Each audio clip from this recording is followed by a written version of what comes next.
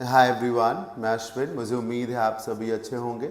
हमने YouTube पे एक सीरीज स्टार्ट करी है, daily dose of grammar and vocab. इस सीरीज में हम 10 मिसलीनियस क्वेश्चंस चूज करते हैं ग्रामर और वोकैब की। हमारी कोशिश रहती है कि जो भी क्वेश्चंस हम चूज करें ग्रामर और वोकैब के, वो स्टैंडर्ड हों, अच्छे हों, ताकि आने वाले एग्जाम्स में आपको एज लेने में हेल्प करें, बेहतर परफॉर्म करने में हेल्प करें। इस सीरीज़ का ये सेशन नंबर 6 है। आइए जानते हैं कि आज हम कौन कौन से क्वेश्चंस को डिस्कस करेंगे। जिन क्वेश्चंस को हम डिस्कस करेंगे अभी, आप चाहें तो उन्हें टेस्ट के फॉर्मेट में अटेम्प्ट भी कर सकते हैं। टेस्ट अटेम्प्ट करने के लिए आपको हमारे एप्लीकेशन पे जाना होगा। हमारा एप्लीकेशन आप जानते हैं, अश्विन क्लासेस लखनऊ के नाम से है। और फिर एप्लीकेशन ओपन करके फिर आप डेली क्विजेस में जाएंगे और वहाँ से daily dose of grammar and vocab इस सेगमेंट पे जा कर के डोज 6 इस टेस्ट को ओपन कर लेंगे और अटेम्प्ट कर सकते हैं। जो क्वेश्चंस आज हम डिस्कस करेंगे, इनका पीडीएफ डाउनलोड करने के लिए या तो आप हमारे टेलीग्राम चैनल को विजिट करिए या फिर एप्लीकेशन में ही पीडीएफ नोट्स पे जाइए और वहाँ पर daily dose of grammar and vocab के सेक्शन में जा कर के डोज 6 की फाइल को डाउनलोड कर सकते हैं। फ़ोन में ही एक्सट्रैक्ट भी कर सकते हैं, एक्सपोर्ट भी कर सकते हैं। आइए आज की क्लास को स्टार्ट करते हैं। जो पहला क्वेश्चन है वो है, now that iconic structures in Mumbai have been granted. अब जब मुंबई के जो आइकॉनिक स्ट्रक्चर्स, मतलब भव्य इमारतें जो हैं, बहुत शानदार जो स्थल हैं, स्ट्रक्चर्स हैं, उन्हें ग्रांट किया गया है, दिया गया है। क्या दिया गया है?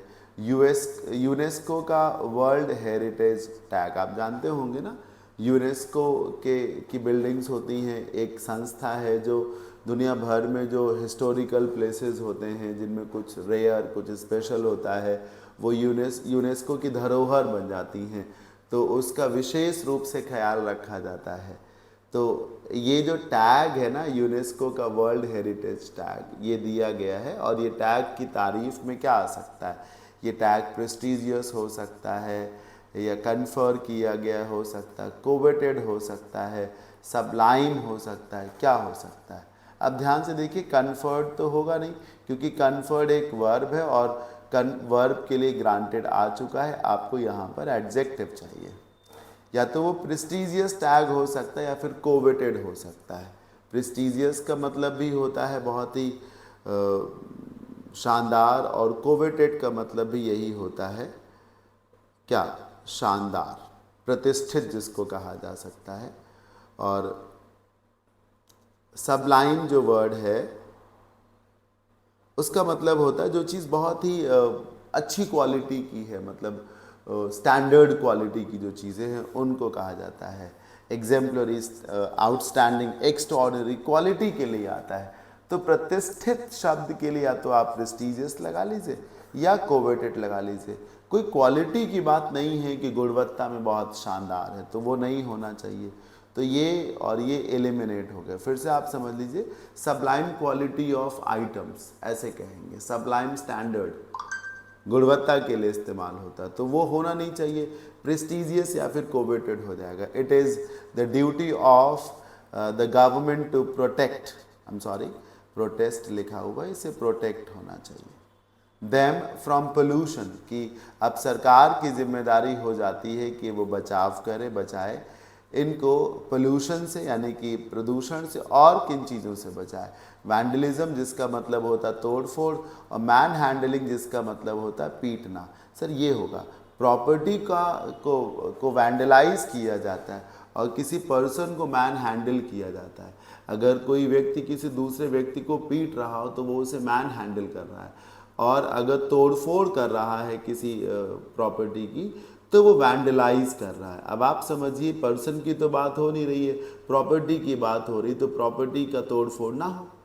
जब यूनेस्को का कोवेटेड, यूनेस्को का वर्ल्ड हेरिटेज टैग दे दिया गया है, तो अब ये गवर्नमेंट की रिस्पॉन्सिबिलिटी है कि इन साइट्स को पोल्यूशन और साथ ही साथ वैंडलिज्म, तोड़फोड़, दोनों से बचाया जा सके। यानी कि वो कैब अच्छी होगी तो हो जाएगा, नहीं अच्छी होगी तो आप फंस जाएंगे। वरना प्रेस्टीजियस और कोवेटेड सिनोनिम है। अब मैन हैंडलिंग, पर्सन को पीटना, इसलिए नहीं होगा। वैंडलिज्म तोड़फोड़ को कहते हैं, प्रॉपर्टी के केस में, बिल्डिंग्स के केस में होता है, तो वहाँ हो जाएगा। Despite finishing all the work, the manager did not allow the clerk to leave for home. बहुत सारे स्टूडेंट्स को लगता है ये अपने आप में एक बहुत ही शानदार सेंटेंसेस है, बहुत शानदार। बहुत सारे स्टूडेंट्स को लगता है कि डिस्पाइट और इन स्पाइट ऑफ के केस में, इन स्पाइट ऑफ और डिस्पाइट के केस में सिर्फ ये मालूम होना चाहिए कि इनका मीनिंग होता है के बावजूद। ये तब यूज़ किए जाते हैं जब सिचुएशन में कॉन्ट्रडिक्शन हो। ऐसा होने के बावजूद भी ऐसा नहीं हुआ, टिकट होने के बावजूद भी मुझे बैठने को नहीं मिला, तो कॉन्ट्रडिक्शन जिसको कह सकते हैं। टिकट थी तो बैठने को मिलना चाहिए तो नहीं मिला, तो इसी को कॉन्ट्रडिक्शन या विरोधाभास कहेंगे। आपको ये भी मालूम होना चाहिए। हाँ, साथ ही साथ बच्चे ये भी सोचते हैं कि यूजुअली होगा ये कि डिस्पाइट के बाद ऑफ लगा देंगे, गलत होगा, या इन स्पाइट का ऑफ हटा दिया जाएगा तो गलत होगा। यूजुअली क्वेश्चंस आते भी इसी लेवल के ही हैं, पर कभी कभी इस बहुत ही खास लेवल के क्वेश्चंस आ जाते हैं। कैसे करेंगे, ध्यान से सुनिए। डिस्पाइट और साथ ही साथ इन स्पाइट ऑफ, ये दोनों हैं प्रेपोजिशंस। इनके बाद जो कुछ भी लिखा हुआ हो, जो भी कंटेंट हो, उस कंटेंट में जो एक्शन परफॉर्म हो रहा हो, जो एक्शन परफॉर्म हो रहा हो, और उस एक्शन को जो भी पर्सन परफॉर्म कर रहा हो वो यहाँ पर होना चाहिए, यहाँ पर वो पर्सन होना चाहिए। अगर नहीं है तो ये स्ट्रक्चर गलत है। मैं बताता हूँ। Despite finishing all the work, सारे काम को फिनिश करने के बाद, अब जरूर इस काम को कोई व्यक्ति ही फिनिश कर रहा होगा, है ना। फिनिश नाम की वर्ब का रिलेशन जरूर किसी पर्सन से होगा, और वो पर्सन पूरे सेंटेंस को पढ़ने पर मैनेजर नहीं है, बल्कि कौन है, क्लर्क है। सारा काम फिनिश करने के बाद भी मैनेजर ने क्लर्क को घर जाने नहीं दिया। इससे पता चल रहा है कि फिनिश किसने किया, सारे काम को क्लर्क ने किया है। और यहाँ पर कौन आ गया, मैनेजर, जबकि होना यहाँ पर किसको चाहिए, क्लर्क को होना चाहिए। मैचिंग नहीं हुई। फिनिशिंग ऑल द वर्क में जो एक्शन परफॉर्म हुआ है, उस एक्शन को किया है क्लर्क ने, और क्लर्क यहाँ पर है नहीं जहाँ से सेंटेंस को शुरू किया गया कॉमा के बाद, मैनेजर है। क्लर्क को यहाँ पर होना चाहिए था, तब ये सही होता। अब जब ऐसा नहीं है तो ये गलत है। सही करने का एक तरीका ये है कि क्लर्क को यहाँ पर ले आइए, यानी कि क्लर्क को यहाँ से उठाइए। लेकिन प्रॉब्लम ये है कि क्लर्क जो है दूसरे पार्ट में है, ये पार्ट बी है, ये पार्ट सी है। पार्ट सी की चीज़ों को पार्ट बी में कैसे ले आएंगे। इसलिए हम क्या करेंगे, यहाँ पर कुछ ऐसा करेंगे कि इस तरफ देखने की ज़रूरत ही नहीं पड़ेगी। तो डिस्पाइट और इन स्पाइट ऑफ का तभी यूज़ करें जब यहाँ पे जो एक्शन परफॉर्म हो रहा हो वो दूसरी तरफ मैच कर रहा हो। अगर नहीं मैच कर रहा है तो या तो मैच कराइए या फिर डिस्पाइट इन स्पाइट ऑफ को हटाइए। और डिस्पाइट इन स्पाइट ऑफ को हटा करके हम जिसको लगाते हैं वो है ऑल्दो या फिर दो। आप ऑल्दो करिए, और क्लर्क के लिए क्लर्क का प्रोनाउन लिख दीजिए ही। पास्ट की घटना है तो इसको लिख दीजिए फिनिश्ड ऑल द वर्क, ऐसे लिख दीजिए। Although he finished all the work, the manager did not allow. अब कोई दिक्कत नहीं कि द मैनेजर आया कि नहीं आया, क्योंकि अब फिनिश वर्क को उसका सब्जेक्ट ही मिल गया, और ही का रिलेशन हम क्लर्क से दिखा सकते हैं। आप में से कोई भी ना सोचे कि ही का रिलेशन मैनेजर से दिखा दे, तो हम क्यों करेंगे ऐसा। समझ रहे हैं, जब पैटर्न मैच ना कर रहा हो, आगे की चीज़ें कोऑर्डिनेशन में ना हो, तो कई बार डिस्पाइट इन स्पाइट ऑफ को यूज़ करना गलत हो जाता है। उसे हटा करके ऑल्दो या दो का यूज़ करना होता है। नंबर 3, अच्छा सेंटेंस था इसीलिए टाइम लगा। Although the party was quite relaxing, यद्यपि पार्टी बड़ी ही अच्छी थी, बड़ा ही आराम था वहाँ पर, बहुत रिलैक्सिंग पार्टी थी। And all my friends were present there, और मेरे सारे दोस्त वहाँ मौजूद भी थे। पार्टी अच्छी भी थी, मेरे दोस्त भी वहाँ मौजूद थे। फिर भी ऑल्दो के साथ ये हटाता है, ठीक है, मैंने वहाँ ज़्यादा एंजॉय नहीं किया, मैंने वहाँ ज़्यादा एंजॉय नहीं किया। तो कॉन्ट्रडिक्शन है, पार्टी अच्छी थी, फ्रेंड्स भी मौजूद थे, ऐसे में एंजॉय करना चाहिए था, पर मैंने एंजॉय नहीं किया या मैं एंजॉय नहीं कर सका, तो कॉन्ट्रडिक्शन है, ठीक है। एरर ये है कि आपको एंजॉय के बाद रिफ्लेक्सिव प्रोनाउन लगाना चाहिए, और वो रिफ्लेक्सिव प्रोनाउन आई के हिसाब से होगा, माई सेल्फ। रूल के मुताबिक जब एंजॉय वर्ब के बाद ऑब्जेक्ट हो तब तो ऐसे ही ठीक है, और अगर ऑब्जेक्ट ना हो तो रिफ्लेक्सिव प्रोनाउन लगाएंगे तब ठीक होगा। यहाँ ऑब्जेक्ट है नहीं, ये मच जो दिया है ये तो एंजॉय वर्ब का एडवर्ब है। एडवर्ब थोड़ी ना सब्जेक्ट या ऑब्जेक्ट होता है, सब्जेक्ट ऑब्जेक्ट होता है नाउन या प्रोनाउन। तो जब कभी भी एंजॉय के बाद ऑब्जेक्ट ना दिया हो तो आप रिफ्लेक्सिव को लाने का विचार करें।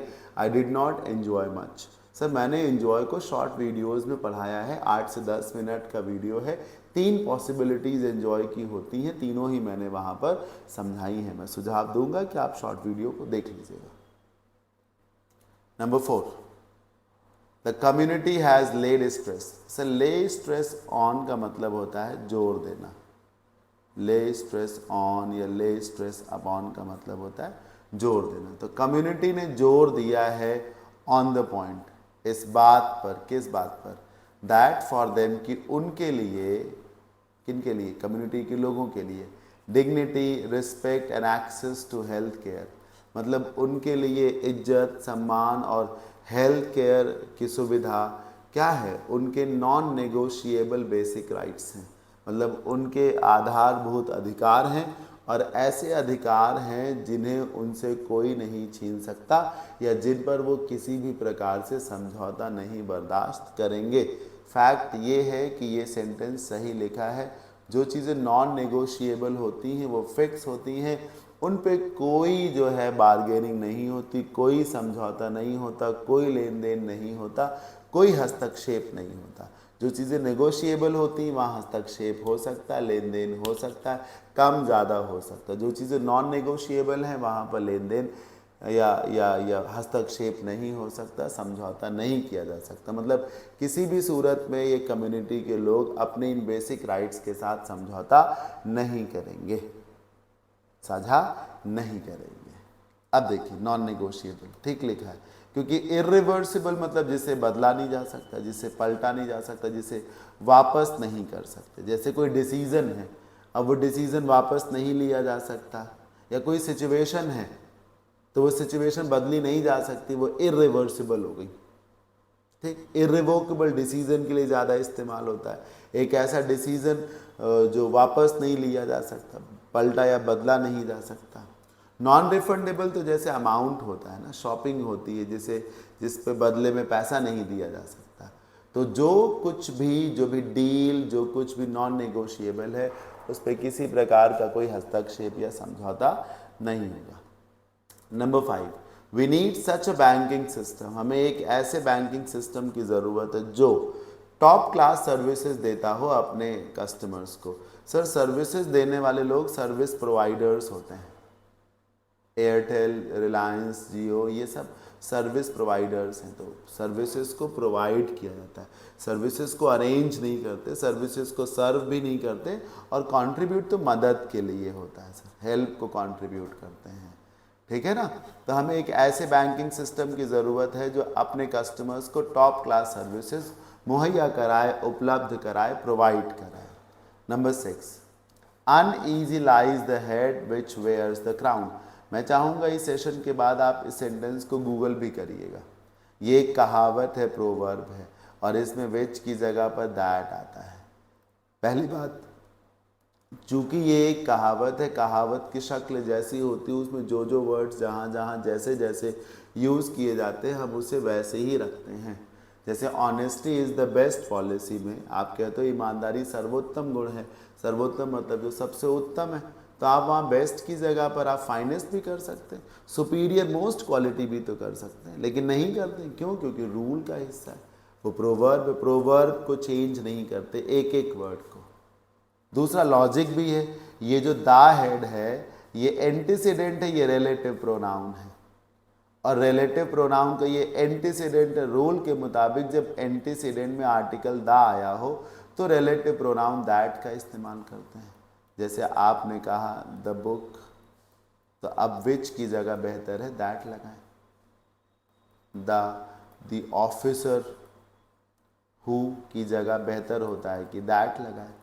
बाकी मैं तो ये कहूँगा आप इसके झंझट में ना पड़े, ये एक कहावत है, इसको ऐसे ही याद कर लें। मैंने ये सेंटेंस क्यों चूज़ किया, ताकि आप इस बात की ज़रूरत को समझें कि प्रोवर्ब्स का मीनिंग मालूम होने के साथ साथ उनका सही अरेंजमेंट भी, जो वर्ड्स हैं उन प्रोवर्ब्स में उनका सही अरेंजमेंट भी मालूम होना चाहिए। इस प्रोवर्ब का मतलब है कि जो व्यक्ति सिंहासन पर बैठता है, मुकुट को पहनता है, उसका जीवन कभी भी सरल नहीं होता।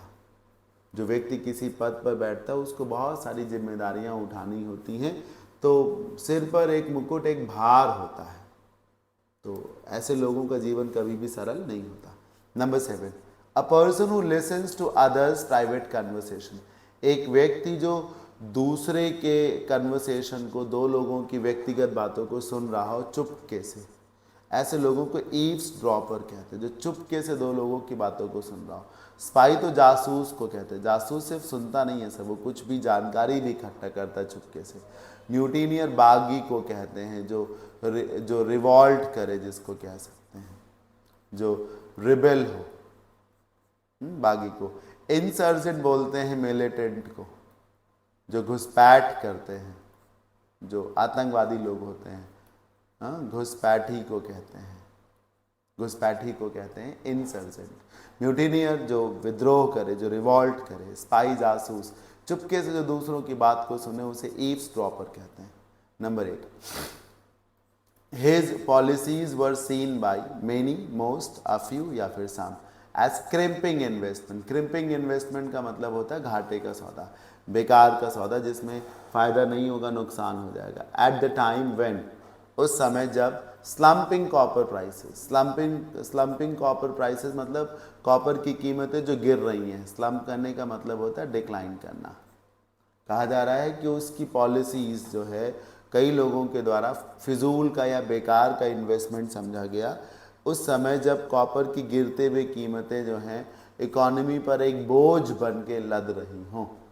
कॉपर की गिरती हुई कीमतें इकोनॉमी पर एक बोझ बन रही हों। वे का मतलब बोझ से होता है, इसी से तो वेट बनता है, एक भार के तौर पे लदी हुई हूँ। फैक्ट ये है सर कि इसमें कोई एरर नहीं है, कोई इम्प्रूवमेंट की ज़रूरत नहीं है, क्योंकि आप कह रहे हैं कि उसे क्रिम्पिंग इन्वेस्टमेंट माना गया। जब इन्वेस्टमेंट क्रिम्पिंग है तो इसका मतलब उसका कोई फ़ायदा नहीं है। हाँ, और जब फ़ायदा नहीं है तो कॉपर की प्राइसेस, देखिए प्राइसेस गिरने से बेनिफिट भी होता है और लॉस भी होता है, समझ रहे हैं ना। जैसे मान लो प्राइसेस गिरे और आप इन्वेस्ट करना चाहते हो तो बेनिफिट है, और आपने ऑलरेडी इन्वेस्ट कर रखा था और प्राइसेस गिर गए तो आपको लॉस है। लेकिन यहाँ पर जो कॉपर के प्राइसेस गिर रहे हैं, उसे क्रिम्पिंग इन्वेस्टमेंट के से रिलेट किया जा रहा है, यानी कि कॉपर की जो गिरती हुई कीमतें हैं वो इकोनॉमी पर एक बोझ बन रही होंगी। बोझ बनने के लिए क्या लगाओ, रिलाई लगा दोगे, भरोसा करना हो जाएगा। अमास इकट्ठा करना होता है सर, अमास में चीज़ों को आप कलेक्ट करते, वो होगा नहीं। अमास करते हैं सर आप सपोर्ट को, ठीक, हाँ, मनी को अमास करते हैं, इंफॉर्मेशन को इकट्ठा करना, जिसको जुटाना कह सकते हैं। और इकट्ठा नहीं करना, जुटाना नहीं है, इकोनॉमी पर बोझ बनी हुई है चीज़ें। ठीक तो लिखा है सर, क्यों लगा दें। काउंटिंग, गिनना या भरोसा करना हो सकता है, वो सब नहीं होगा, जो लिखा है वो बिल्कुल ठीक है। सेकेंड लास्ट सेंटेंस पाइए, he looked at me eye to eye for few moments before he speak. बोलने से पहले उसने मेरी आंखों में आंखें डालकर कुछ देर के लिए देखा। सर जब उसने कुछ देर के लिए देखा तो आप उसे आ फ्यू क्यों नहीं बोल रहे? बोलने से पहले उसने मेरी आंखों में आंखें डाल के कुछ देर के लिए देखा, क्या कुछ ही देर के लिए देखा? ये क्यों बोल रहे हैं? ये बोलिए ना, बोलने से पहले, कुछ कहने से पहले उसने मेरी आंखों में आंखें डाल के 2 मिनट के लिए देखा, 10 सेकेंड के लिए देखा, कुछ देर के लिए देखा, तो आ फ्यू मोमेंट्स लगाइए। Number 10 last question, if the room were brighter, अगर कमरा जो है चमकीला होता, मतलब वहाँ रोशनी बढ़िया होती। I have been able to read for a while before going to bed. For a while मतलब कुछ देर के लिए, गोइंग टू बेड सोने से पहले। अगर कमरे में थोड़ा सा उजाला होता तो मैं सोने जाने से पहले कुछ देर पढ़ लेता।